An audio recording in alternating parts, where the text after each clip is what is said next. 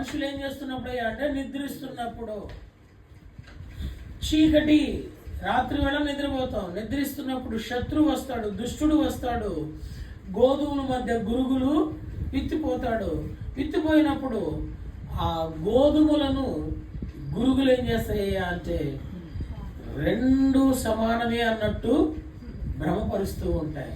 అప్పుడు వారి కళ్ళకి అందరూ ఎలా కనబడతారయ్యా అంటే ఆశించాలని. దేవుడు నీకు నాకు ఏది ఇచ్చాడో దాన్నే చూడాలా.